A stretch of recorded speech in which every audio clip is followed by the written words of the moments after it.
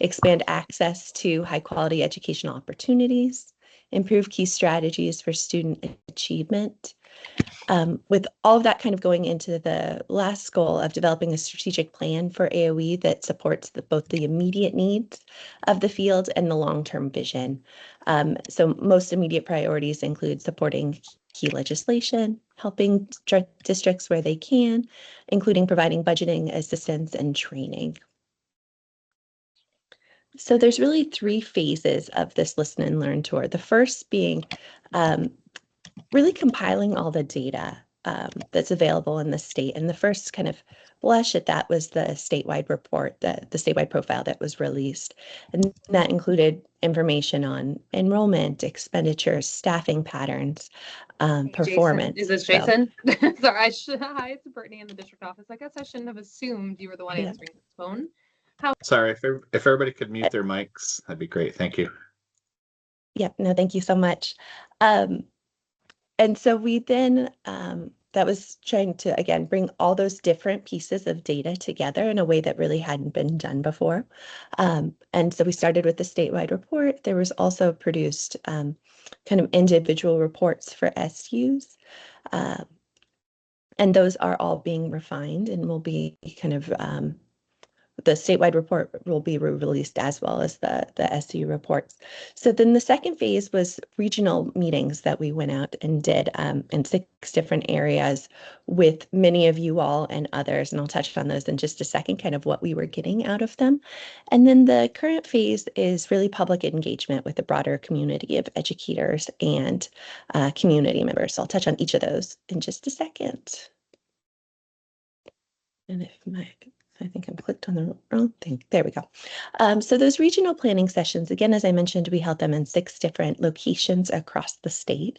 And those meetings included superintendents like you all, curriculum directors, business managers, principals, directors of student support and services, SEL directors, special education directors, school board members. So those a really broad range of education leaders in the state were brought together on those to review the information coming out of the statewide report and to deep dive into a few different areas around college and career readiness, student outcomes, student mental health, and then kind of a deeper dive into budget with school board members. So some of the themes that we are hearing coming out of those regional sessions were a really strong desire for stronger and more accessible community partnerships with schools, more state resources for community members to learn about the budget. We understand how complex the budget process is and how difficult it can be for the community to understand. So developing some resources there. The need for reliable, transparent, and easy to understand data. This was a message that was loud and clear from those sessions. The need to address student mental health and overall well-being, both hearing about challenges and successes in this area.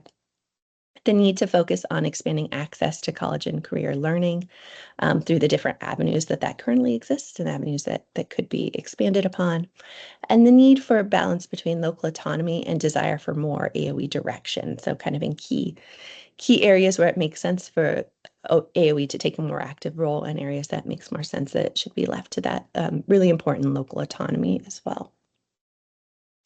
So phase 3 is what we just kicked off last night and last afternoon. So we have public sessions that are focused on understanding concerns, values, and priorities from, again, the broader community. So educators, including teachers who are not involved in the phase 2. And it's really an essential component to the development of the agency's strategic plan that will guide its work for years to come. So teacher educator sections were really focused on how AOE could support academic, non-academic, and other educator supports. And then the public sessions were really focused on hearing their feedback in areas of student success, student support, and budgeting. So you can see the list of session dates and locations. Again, we were in Woodstock last night, and those sessions went really well. So we encourage folks to participate in those. We have a number coming up over this week and next week in person, and then the following week, a couple virtual sessions. We are also considering adding additional sessions if demand necessitates those. So we're open to having more. We really want to make sure we get the broad participation. So we really encourage your folks to participate in those. I touched on this very briefly before, but we will also be refining and re-releasing that state profile report. So we've been working to update the data that was used in the profile that was released early this fall.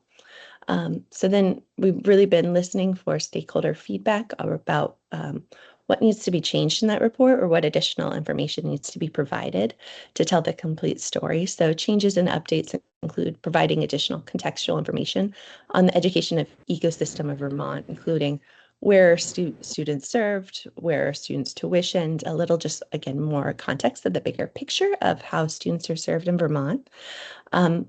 Using some updated enrollment figures that the department or the agency has been refining through this process, and then looking at expenditures per ADM and per equalized pupil. So in their initial statewide report, we had also looked at expenditures per enrollment, and based on feedback, have really refined that to instead replace that with expenditures per ADM to better reflect the students that costs are being spent on. So looking at the costs associated with students in each SUSD that they're responsible for. So that includes students that are tuitioned out that you'd had those expenses for.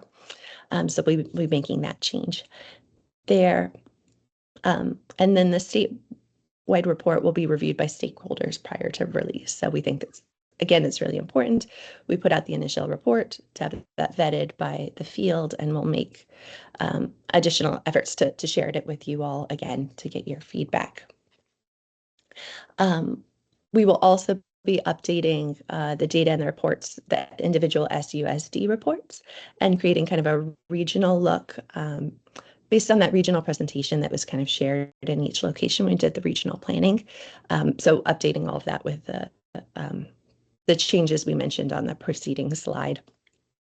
And again, one of the key takeaways here of the change will be providing that information on how enrollment, ADM, equalized pupils differ, what they each represent, and how they can be used to think about telling the full story of students that are served in SUs and SDs. And these reports as well will be updated and shared to be reviewed by field partners prior to re-release. So all those things are happening. Then there's a couple additional materials that are being developed. So the first is a number of what we call topical reports to help stakeholders better understand specific pieces of the system. So ones we've talked about are a deeper dive on the budget and really being able to explain that process, which is pretty nuanced and complex. Then we've also talked about mental health or college and career readiness.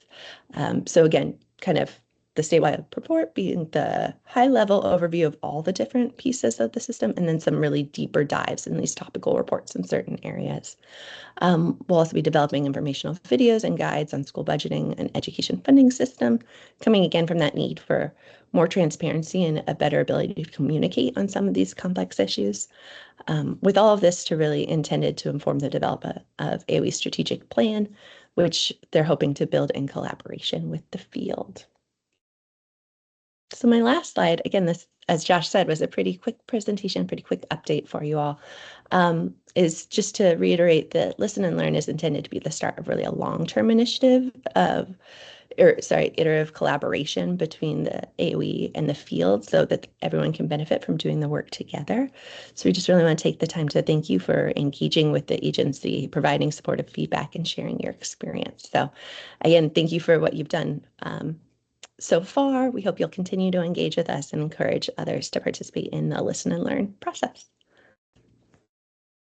And that's what I've got, Josh.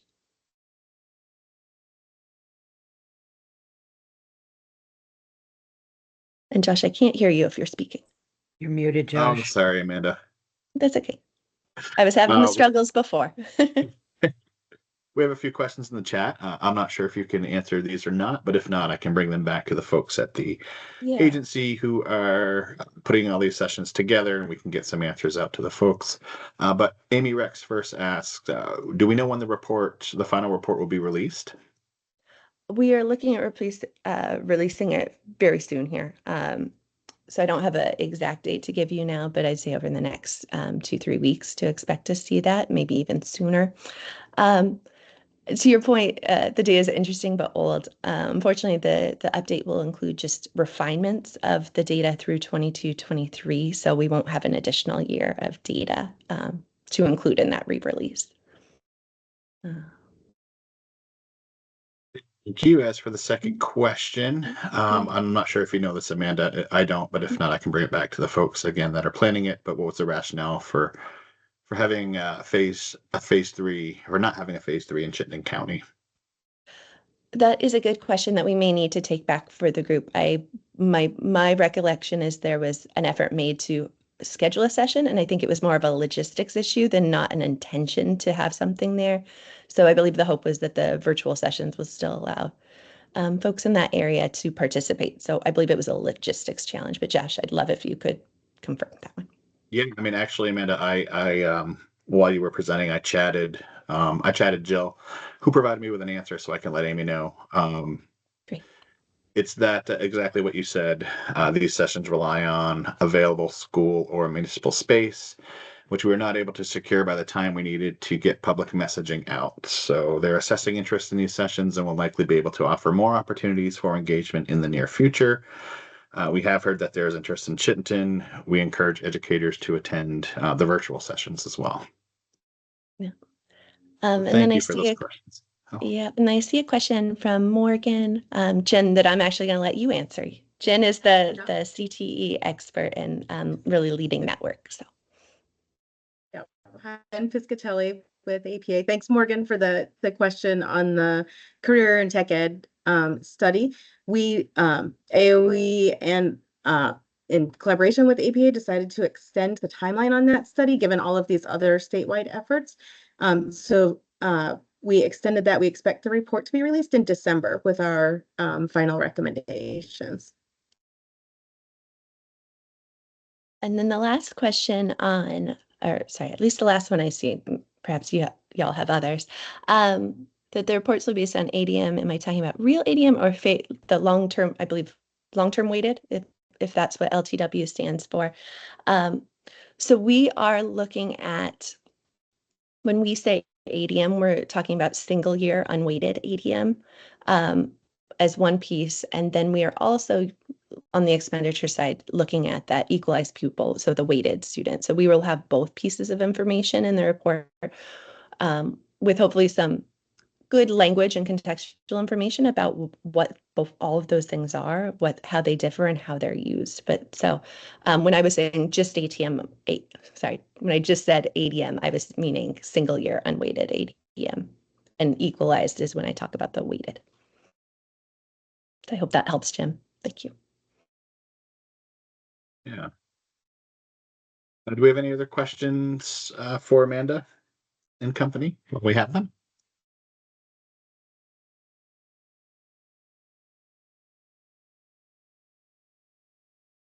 Great. Thanks, Jim. That being said, that's all we have for today's coffee and conversation. Like I said, no bits or bobs to share. And our next coffee and conversation will be November 6th at 9 a.m. So we hope to see you all there. Thank you, everyone. All right, thanks, everyone. Appreciate your time.